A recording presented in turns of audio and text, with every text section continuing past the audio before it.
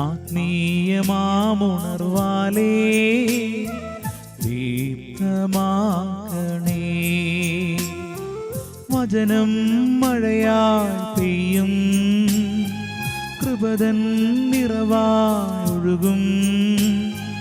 വിടുതൽ നൽകുന്ന വചനം, അറിവിൻ്റെ പൊരുളാകും വചനം. സൗഖ്യമാ ജീവന. ആത്മീയ ഉണർവ്. യേശുവിൽ പ്രിയ ദൈവജനമേ, ആത്മീയ ഉണർവിലേക്ക് പ്രവേശിക്കാം. തിരുവചനത്തിലൂടെ കർത്താവ് നമ്മളെ ഉണർത്തട്ടെ. യെശയ്യാ പ്രവചനം 30-ാം അധ്യായം 20-ാം തിരുവചനം ഇപ്രകാരം നമ്മളെ പഠിപ്പിക്കുന്നു. കർത്താവ് നിനക്ക് കഷ്ടതയുടെ അപ്പവും ക്ലേശത്തിൻ്റെ ജലവും തന്നാലും നിൻ്റെ ഗുരു നിന്നിൽ നിന്നും മറഞ്ഞിരിക്കുകയില്ല. നിൻ്റെ നയനങ്ങൾ നിൻ്റെ ഗുരുവിനെ ദർശിക്കും. നീ വലത്തോട്ടോ ഇടത്തോട്ടോ തിരിയുമ്പോൾ നിൻ്റെ കാതുകൾക്ക് പിന്നിൽ നിന്ന് ഒരു സ്വരം ശ്രവിക്കും, ഇതാണ് വഴി, ഇതിലെ പോവുക. പ്രിയ ദൈവജനമേ, നമ്മുടെ ഓരോരുത്തരുടെയും ജീവിതത്തിൽ അനുദിവസം നാം ഓരോരുത്തരും അനുഭവിക്കുന്ന കാര്യമാണ് കഷ്ടതയുടെ അപ്പം, ക്ലേശത്തിൻ്റെ ജലം. ബൈബിൾ പറയുകയാണ്, കർത്താവ് കഷ്ടതയുടെ അപ്പം നിനക്ക് തരും, ക്ലേശത്തിൻ്റെ ജലം നിനക്ക് കുടിക്കാൻ തരും. നമ്മൾ ഓരോ ദിവസവും അനുഭവിക്കുന്ന കഷ്ടതയുടെ അപ്പവും ക്ലേശത്തിൻ്റെ ജലവും ദൈവം തന്നതാണെന്ന് വിശ്വസിക്കുവാൻ വചനം നമ്മളെ പഠിപ്പിക്കുകയാണ്. എന്തുകൊണ്ടാണ് ഒരു വ്യക്തിയുടെ ജീവിതത്തിൽ ക്ലേശവും കഷ്ടതയും ഉണ്ടാകുക? ക്ലേശവും കഷ്ടതയും ഉണ്ടാകുന്നതിന് പിന്നിലെ കാരണം നമ്മുടെ ജീവിതത്തിൽ നാം ചെയ്തിട്ടുള്ള പാപമാണ് എന്ന് നമുക്കെല്ലാവർക്കും തന്നെ അറിയാം. സങ്കീർത്തകനായ ദാവീദ് സങ്കീർത്തനം 107, 17, 18 തിരുവചനങ്ങളിൽ ഇപ്രകാരം പറഞ്ഞു: പാപകരമായ മാർഗങ്ങൾ പിന്തുടർന്ന് ചിലർ രോഗികളായി തീർന്നു. തങ്ങളുടെ അകൃത്യങ്ങളാൽ അവർ കഷ്ടതയിൽ അകപ്പെട്ടു. എല്ലാത്തരം ഭക്ഷണങ്ങളെയും വെറുത്തു. അവർ മൃത്യു കവാടങ്ങളെ സമീപിച്ചു. ഈ തിരുവചനം വളരെ വ്യക്തമായ ഒരു സന്ദേശം തന്നു. പാപം നമ്മുടെ ജീവിതത്തിൽ രോഗവും ദുരിതങ്ങളും മരണവും വിതയ്ക്കുന്നു. വിശുദ്ധ പൗലോസ് അപ്പോസ്തലൻ കൊറിന്തോസ്യർക്ക് എഴുതിയ 2-ാമത്തെ ലേഖനത്തിൽ 7-ാം അധ്യായത്തിൽ 10-ാം തിരുവചനത്തിൽ വളരെ മഹനീയമായ ഈ സത്യം നമുക്ക് വെളിപ്പെടുത്തി തരുന്നുണ്ട്. അത് ഇപ്രകാരമാണ് അപ്പോസ്തലൻ നമുക്ക് വെളിപ്പെടുത്തി തരിക. കൊറിന്തോസ്യർക്ക് എഴുതിയ 2-ാം ലേഖനം 7-ാം അധ്യായം 10-ാം തിരുവചനം. വചനം ഇപ്രകാരം വായിക്കുന്നു: ദൈവഹിതപ്രകാരമുള്ള ദുഃഖം രക്ഷാകരമായ പശ്ചാത്താപം ജനിപ്പിക്കുന്നു. അതിൽ ഖേദത്തിന് അവകാശമില്ല. എന്നാൽ ലൗകികമായ ദുഃഖം മരണത്തിലേക്ക് നയിക്കുന്നു. പ്രിയ സഹോദര, പ്രിയ സഹോദരി, 2 തരത്തിലുള്ള ദുഃഖങ്ങളെക്കുറിച്ചാണ് പൗലോസ് അപ്പോസ്തലൻ ഇവിടെ അരുളിച്ചത്. ഒന്ന്, ദൈവഹിതപ്രകാരമുള്ള ദുഃഖം. 2, ലൗകികമായ ദുഃഖം.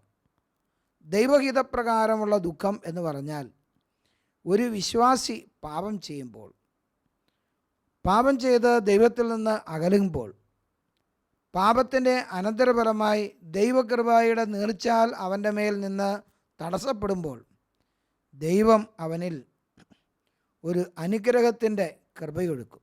അത് മറ്റൊന്നുമല്ല, അവനെ പശ്ചാത്താപത്തിലേക്ക് കൂട്ടിക്കൊണ്ടുവരിക. റോമാലേഖനത്തിൻ്റെ 2-ാം അധ്യായത്തിൽ നമ്മൾ വായിക്കുന്നുണ്ട്, നിന്നെ അനുതാപത്തിലേക്ക് നയിക്കുക ആണല്ലോ ദൈവത്തിൻ്റെ കരുണയുടെ ലക്ഷ്യം. ദൈവം എപ്പോഴും ഓരോ വ്യക്തിയെ സ്വർഗത്തിൽ നിന്ന് നോക്കിക്കൊണ്ടിരിക്കുന്നത് ആ വ്യക്തി പാപം ചെയ്തിട്ടുണ്ടെങ്കിൽ അവൻ അനുതാപത്തിലേക്ക് വരണം എന്നാണ്. അനുതാപത്തിലേക്ക് നമ്മൾ വരുന്നതിന് വേണ്ടി ദൈവം കഷ്ടപ്പാട്, കഷ്ടതയുടെ അപ്പം, ക്ലേശത്തിൻ്റെ ജലം കുടിക്കാൻ നമുക്ക് തരും. കഷ്ടതയുടെ അപ്പം തിന്നാനും ക്ലേശത്തിൻ്റെ ജലം കുടിക്കാനും നമുക്ക് തരും. ആ കഷ്ടതയുടെ അപ്പവും ക്ലേശത്തിൻ്റെ ജലവും നമ്മൾ ഭക്ഷിക്കുന്ന ആ സമയത്ത് ദൈവം, നിൻ്റെ ഗുരു നിന്നിൽ നിന്നും മറഞ്ഞിരിക്കുകയല്ല, നിൻ്റെ അരിയിൽ തന്നെയുണ്ട്. കർത്താവ് കാണുന്നുണ്ട്. ഈ കഷ്ടതയുടെ അപ്പവും ഈ ക്ലേശത്തിൻ്റെ ജലവും അനുഭവിച്ച് അനുഭവിച്ച് അനുഭവിച്ച് അനുതാപത്തിൻ്റെ കൃപയിലേക്ക് നീയും ഞാനും കടന്നു വരണം. നമ്മൾ ദൈവകൃപയുടെ അനുഗ്രഹത്തിലേക്ക് പ്രവേശിക്കാൻ, അനുതാപത്തിലേക്ക് കടന്നു വരാൻ കഷ്ടപ്പാടുകൾ നമുക്ക് ആവശ്യമാണ്. ഇസ്രായേൽ ജനം സമൃദ്ധിയുടെ നാളുകളിൽ ജീവിച്ച് അപ്പോൾ അവർ പ്രമാണങ്ങൾ മറന്നു, ദൈവത്തെ മറന്നു, വിഗ്രഹാരാധനയ്ക്കും അശുദ്ധിക്കും അടിമപ്പെട്ടു. അങ്ങനെ അവർ വിഗ്രഹാരാധന, അശുദ്ധി ഇവയ്ക്കെല്ലാം അടിമപ്പെട്ടപ്പോൾ ദൈവത്തിൻ്റെ സംരക്ഷണയുടെ കരം അവരെ പിൻവലിക്കും. എന്ത് സംഭവിച്ചു? ശത്രുക്കൾ അവരെ ആക്രമിച്ചു. അവർ അടിമകളായി ബാബിലോണിലേക്ക് കൊണ്ടുപോകപ്പെട്ടു. പേർഷ്യ രാജ്യത്ത് അടിമകളായി ജീവിച്ച സാഹചര്യത്തിൽ അവർക്ക് കണ്ണു തുറന്നു. ഈ അടിമത്തത്തിൻ്റെ ദേശത്തിൽ തലമുറകളായി ഞങ്ങൾ വസിക്കാൻ കാരണമെന്താണ്? പാപമാണ് അതിന് പിന്നിലെ കാരണം. പാപം ഉപേക്ഷിച്ച് ദൈവത്തിൻ്റെ പക്കലേക്ക് തിരിച്ചു വന്നാൽ ദൈവത്തിൻ്റെ കൃപ എന്നെ തൊടും, എന്നെ അനുഗ്രഹിക്കും, എന്നെ വിശദീകരിക്കും എന്നവർ തിരിച്ചറിഞ്ഞു. അവർ തിരിച്ചുവരവിലേക്ക് കടന്നു വന്നപ്പോൾ ദൈവം അവരെ അടിമത്തത്തിൻ്റെ ദേശത്തിൽ നിന്ന് തിരിച്ചു കൊണ്ടുവന്ന് ഐശ്വര്യത്തിലേക്ക് അവരെ പുനഃസ്ഥാപിച്ചു. അതാണ് തിരുവചനം പറഞ്ഞത്. ദൈവഹിതപ്രകാരമുള്ള ദുഃഖം രക്ഷാകരമായ പശ്ചാത്താപം ജനിപ്പിക്കുന്നു. അതിൽ ഖേദത്തിന് അവകാശമില്ല. എന്നാൽ ലൗകികമായ ദുഃഖം മരണത്തിലേക്ക് നയിക്കുന്നു. മറ്റൊന്ന് ലൗകികമായ ദുഃഖം. രണ്ടാമത്തെ ദുഃഖം ഇതാണ്, ലൗകികമായ ദുഃഖം എന്ന് പറഞ്ഞാൽ ചില വ്യക്തികൾ എത്ര കഷ്ടത അനുഭവിച്ചാലും വേദനയുടെ നടുവിലൂടെ ജീവിച്ചാലും അവരുടെ മനസ്സിന് മാറ്റം ഉണ്ടാകത്തില്ല, അനുതാപം ഉണ്ടാകത്തില്ല. അനുതപിക്കാതെ അവർ നശിക്കാൻ തീരുമാനമെടുത്ത ആൾക്കാരുണ്ട്, ജനപദങ്ങളുണ്ട്. അങ്ങനെ പൂർണ്ണമായി നശിച്ചുപോയ കുടുംബങ്ങളും പൂർണ്ണമായി വംശം അറ്റുപോയ ജനപദങ്ങളും സംസ്കാരങ്ങളും നമ്മുടെ നാട്ടിൽ നമുക്ക് കണ്ടെത്താനായിട്ട് സാധിക്കും. അനുതപിക്കാതെ പോയത് മൂലമാണ് അവരുടെ ജീവിതത്തിൽ അപ്രകാരം സംഭവിക്കാൻ ഇടയായത്. അവരുടെ ഹൃദയം കഠിനമായിപ്പോയി. അവർക്ക് അനുതാപത്തിൻ്റെ കൃപ അവരിൽ നിന്നും അകന്നുപോയി. അനുതാപത്തിൻ്റെ കൃപ അവരിൽ നിന്നും അകന്നതുകൊണ്ടാണ് അവർക്ക് ദൈവകൃപയിലേക്ക് തിരിച്ചു വരാനായിട്ട് സാധിക്കാതെ പോയതിൻ്റെ പിന്നിലെ കാരണം. പ്രിയപ്പെട്ടവരെ, അപ്രകാരം ഒരു വ്യക്തിയായി ഞാനോ നിങ്ങളോ മാറരുത് എന്ന് ദൈവം ആഗ്രഹിക്കുന്നു. പ്രിയപ്പെട്ടവരെ, ഈ ഒരു വലിയ ദൈവകൃപ നമ്മുടെ ഓരോരുത്തരുടെയും ജീവിതത്തിൽ ഉണ്ടാകാൻ നമ്മൾ ഓരോരുത്തരും ഉണ്ടാകാതിരിക്കുവാൻ നമ്മൾ ഓരോരുത്തരും പ്രത്യേകം പരിശ്രമിക്കണം. തിരുവചനം ഞാൻ നിങ്ങളെ ഓർപ്പിക്കാനായിട്ട് ആഗ്രഹിക്കുകയാണ്. ഹെബ്രായ ലേഖനം 6-ാം അധ്യായം 5-6 തിരുവചനം. വരാനിരിക്കുന്ന യുഗത്തിൻ്റെ ശക്തി രുചിച്ചറിയുകയും ചെയ്തവർ വീണു പോവുകയാണെങ്കിൽ അവരെ അനുതാപത്തിലേക്ക് ആനയിക്കുക അസാധ്യമാണ്. കാരണം അവർ ദൈവപുത്രനെ സ്വമനസ്സ അധിക്ഷേപിക്കുകയും വീണ്ടും കുരിശിൽ തറയ്ക്കുകയും ചെയ്തിരിക്കുന്നു. കൂടെ കൂടെ പെയ്യുന്ന മഴവെള്ളം കുടിക്കുകയും ആർക്കു വേണ്ടി കൃഷി ചെയ്യപ്പെടുന്നുവോ അവരുടെ പ്രയോജനത്തിനായി സസ്യങ്ങളെ മുളപ്പിക്കുകയും ചെയ്യുന്ന ഭൂമി ദൈവത്തിൽ നിന്ന് അനുഗ്രഹം പ്രാപിക്കുന്നു. ഞെരിഞ്ഞിലുകളും മുള്ളുകളുമാണ് പുറപ്പെടുവിക്കുന്നതെങ്കിലോ അത് പരിത്യക്തമാണ്, അതിന്മേൽ ശാപം ആസന്നവുമാണ്. ദഹിപ്പിക്കപ്പെടുക എന്നതായിരിക്കും അതിൻ്റെ അവസാനം.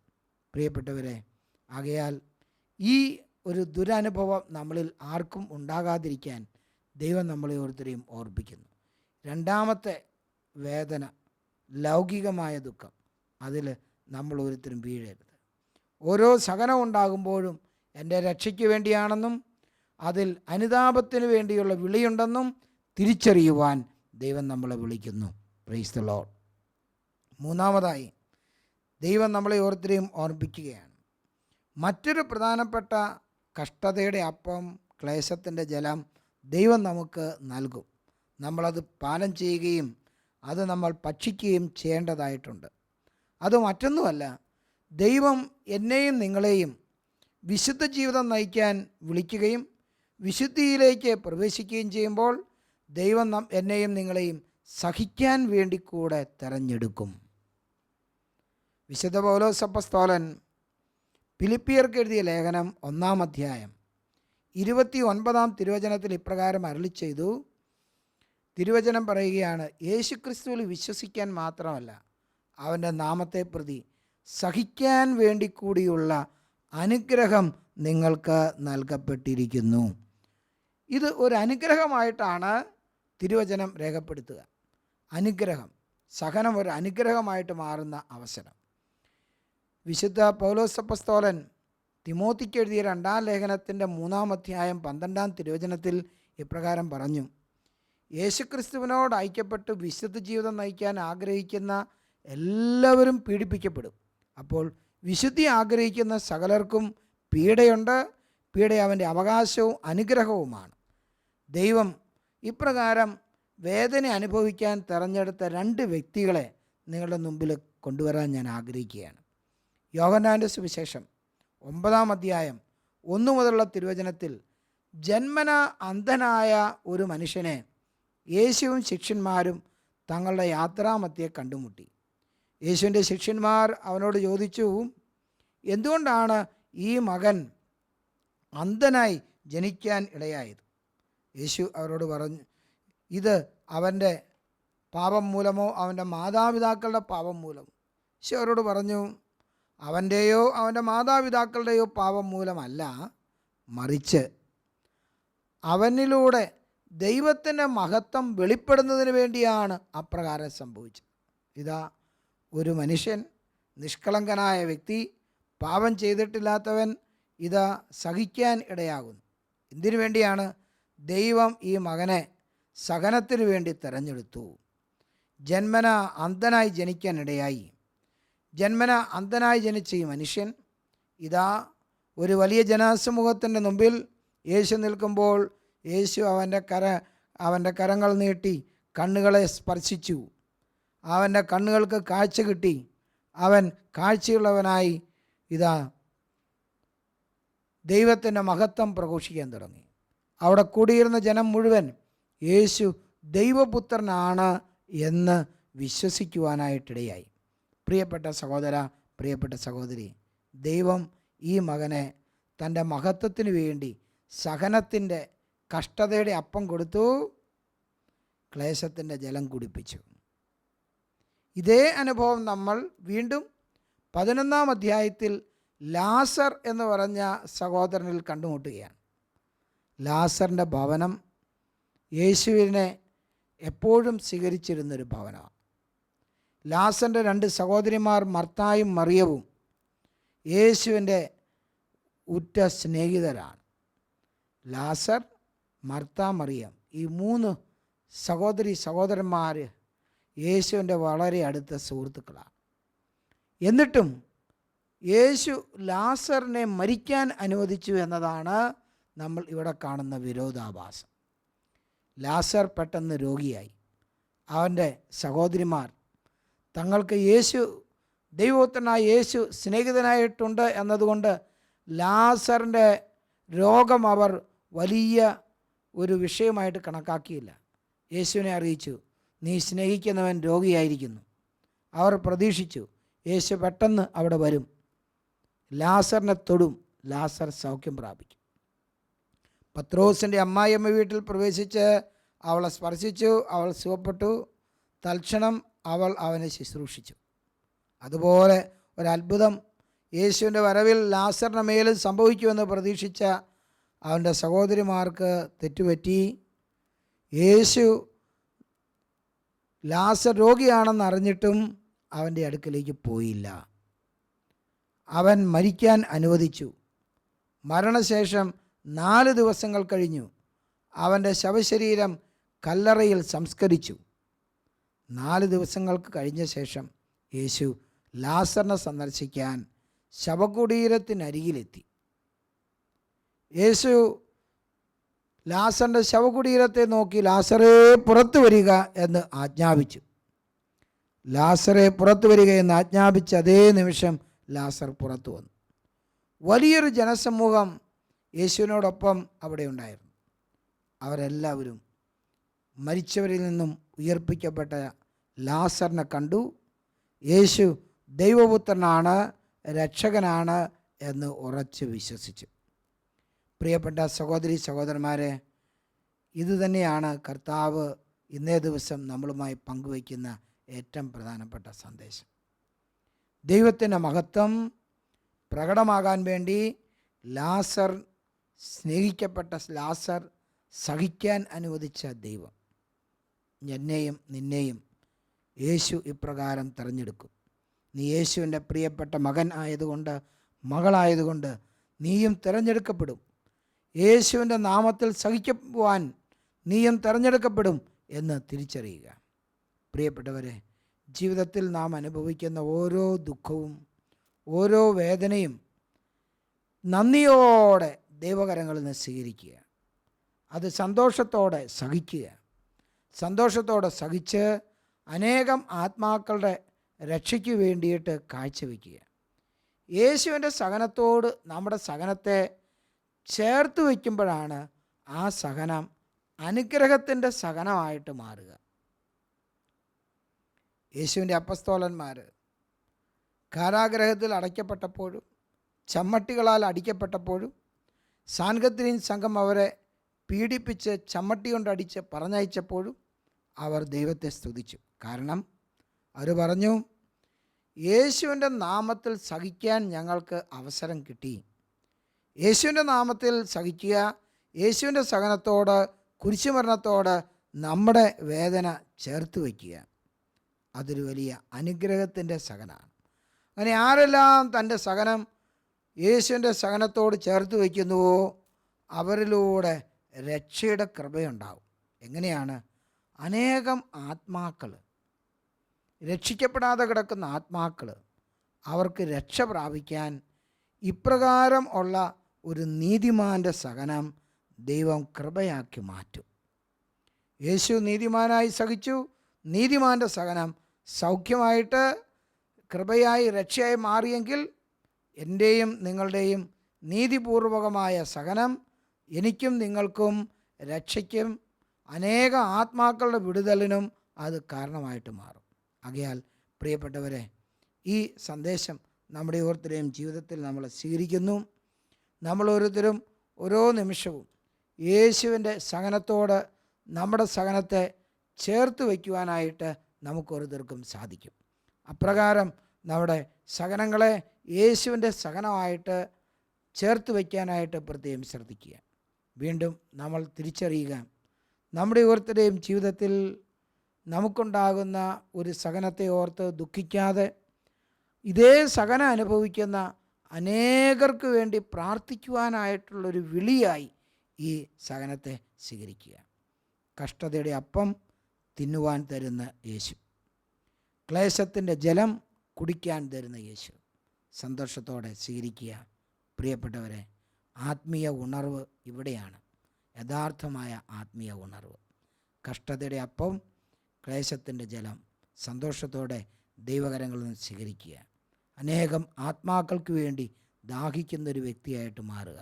ഈ അനുഗ്രഹം പിതാവ്, പുത്രൻ, പരിശുദ്ധാത്മാവ് എന്നിലും നിങ്ങളിലും വർഷിക്കട്ടെ എന്ന് പ്രാർത്ഥിക്കുന്നു. ആമേൻ. പരിശുദ്ധാത്മാവേ വേഗം വരണേ, പരിശുദ്ധാത്മാവേ എന്നിൽ വരണേ, പരിശുദ്ധാത്മാവേ വേഗം വരണേ, പരിശുദ്ധാത്മാവേ എന്നിൽ വരണേ. ആരാധിക്കുന്നു ഞങ്ങൾ, ആരാധിക്കുന്നു